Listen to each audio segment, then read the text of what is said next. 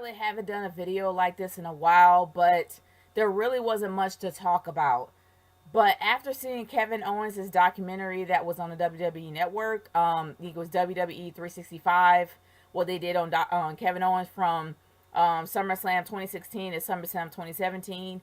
And at that moment, when I saw Triple H hand Kevin Owens the Universal title, that kind of set it off for me. Because at this point, we are seeing far too much Triple H. We're seeing far too much Kurt Angle. We're seeing far too much Shane McMahon. I never thought that I would pretty much. I never thought I would say that because I love Shane McMahon. I really do. He puts on spectacular matches for a guy that's not trained as a wrestler. He actually knows how to put on a show. But the problem is, we're seeing too many old school people, and we're not seeing enough stars. We're not seeing enough new stars, especially the ones that are calling up from NXT. And they just called up a whole faction of women that came up from NXT. And definitely Paige has returned. Amber Rose has definitely come up with her. Then we also have Ruby Riott that came up with her, and we have some others that came up with her. I can't think of their names right now because I don't watch NXT that often. I know I should, but I don't. But other than that, it really does concern me because it's still going to be the same 365 degree turn up, 360 degree of suck. That's pretty much, yeah, 360 degrees. It's going to pretty much go around the full circle of suck. That's just what I feel it's going to be because they really haven't been able to make any new stars since they brought up their NXT talent. Asuka was huge down there in NXT, absolutely astronomically huge, to where she left undefeated, which was smart. Now she came to the main roster and she's like everybody else. Can I say the same thing about Shinsuke? Shinsuke came from New Japan, well known, huge legacy in Japan. Came here, NXT made him huge when he fought Sami Zayn. That was one of his best matches in the States. And then he goes to the main roster and oh my gosh, it's like everybody else. That's my biggest concern. It's not the fact that they can't make new stars, it's just they don't elevate them. Now, everyone's saying, oh, Vince McMahon knows how to elevate stars. Can we honestly say that he has? I'm just being honest here. He has had a whole multitude of people from other companies come to his company, and he was probably able to make, a small fraction of them stars. Now, when it comes to The Rock, you can argue that he's made The Rock. Did he make Stone Cold? No, I do not argue that. I think the feud made him, but Vince McMahon did not make Stone Cold. Stone Cold came up with his idea. So Stone Cold made Stone Cold. And people argue, oh, Vince McMahon also made Hulk Hogan. No, Hulk Hogan was already over before he came to WWE. I know that he became more mainstream being a part of WWF at the time. He became more mainstream. He became more pop. I will admit that. But as for him creating the character, it's something that he didn't do. The thing is they really do need to start focusing on the future in order to make their brand bigger. They're starting to really hit them hard. I mean, if you see NXT for their takeover shows, there's not a seat in the house that's not filled. Seriously, it's a full house, packed house practically every night. For SmackDown, for Raw, they are struggling to get butts in seats. And that's not a good thing. They're giving tickets away. For their pay-per-views, you see whole sections gone. Whole sections that have no people in it. Whole sections completely empty. All I gotta say is take a look at NXT. They're doing something right. Why aren't you looking at what they're doing and trying to see that if you can do either the same thing or if you can figure out what the problem is? Because honestly, this is a really big problem. There are a multi-million-dollar company that should be in the billions. I will agree with CM Punk when it comes to that for his Summer of Punk promo. I will agree with him when it comes to that. That company has been around since the 80s. It is no excuse for them to be in the billions. They should be in the billions right now. They've been around for, 3 decades? And they haven't made that mark yet? Something's wrong. Seriously. And the thing is, I can't say that Vince is a genius. I don't think he ever was. I think he was blessed to be in the opportunities he was in, but I don't think he ever capitalized on it. Because I think the guy doesn't really know what's going on half the time. Don't get me wrong. He goes back to the old school ways, and the old school ways work sometimes for nostalgia's sake. But he has to start moving forward and start figuring out what works now. The thing is, you got a massive amount of talent in NXT, but here's the problem that I have with them. They are bringing up people way too early to the main roster before they can develop what their character is. Can I mention, I'm going to mention to you guys Apollo Crews, one of the guys from my home state, and pretty much close to where where I used to live. Really not that far from me, but despite all that, Apollo Crews is the most boring vanilla black man I have ever seen on the main roster ever. They don't know what to do with him because Apollo Crews has never been able to develop his character or who he is. That is what you're supposed to do at developmental. Find out what your character is before you sit to the main roster. But they sent him way too early and he's boring. They even paired him up with Titus O'Neil. Didn't work at all. Then Akira Tozawa pretty much eclipsed him.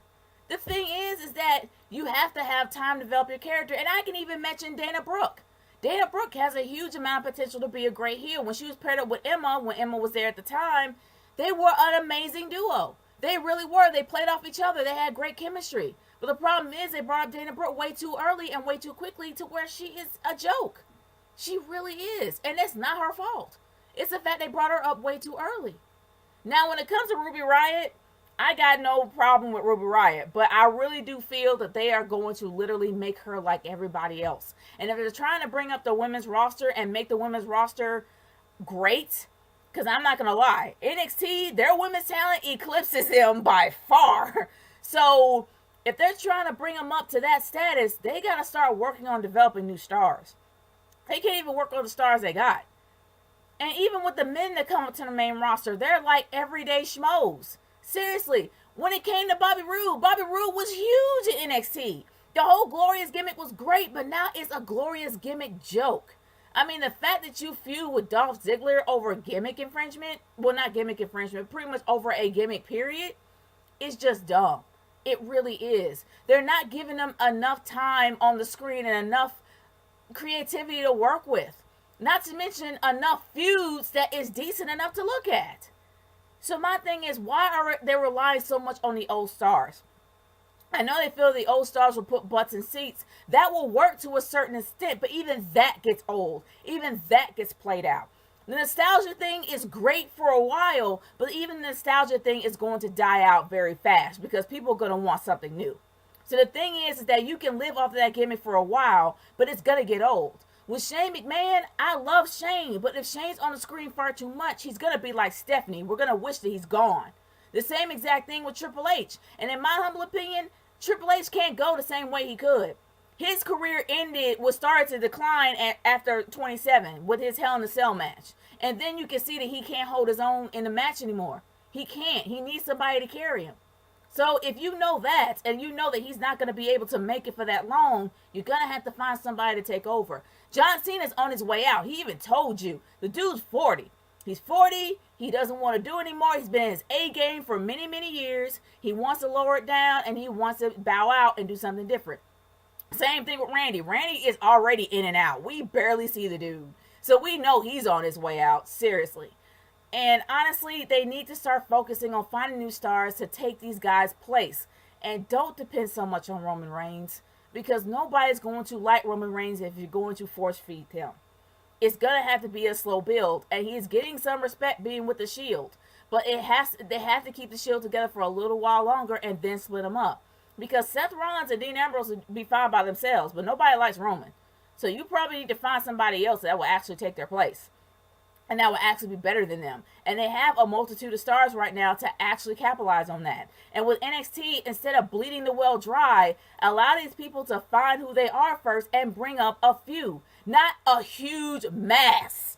Because if you do that, if you bleed them dry, then they're going to have to replenish themselves. And that's going to take a long time to do.